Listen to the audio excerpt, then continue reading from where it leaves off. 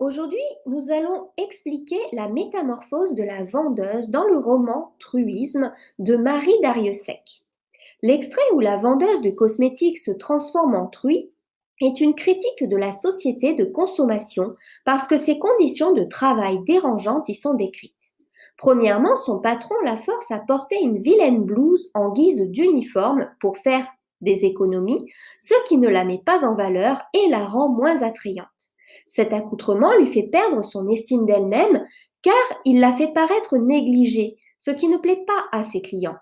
Étant obligée de se maquiller tous les jours comme l'ordonnent les codes de la société aux vendeuses, elle devient allergique au maquillage. Cette allergie est un symbole du rejet de sa condition sociale.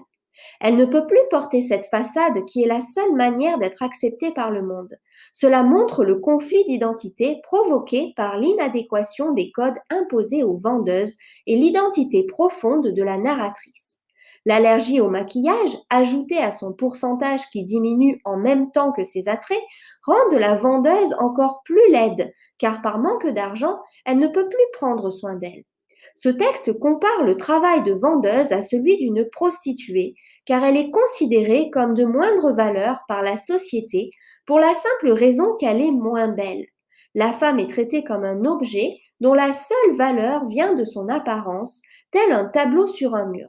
Cette métaphore de la prostitution est renforcée par des passages pornographiques dans lesquels la vendeuse est harcelée sexuellement par les clients, montrant à quel point la femme est maltraitée par la société capitaliste qui ne respecte pas son amour-propre et la traite comme un objet sexuel.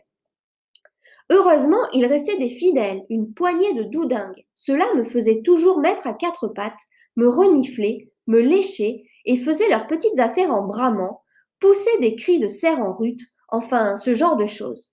Ces derniers mots, ce genre de choses, créent un contraste entre l'horreur de ces actes et la banalité de l'expression, montrant que de telles choses sont monnaie courante dans notre société capitaliste.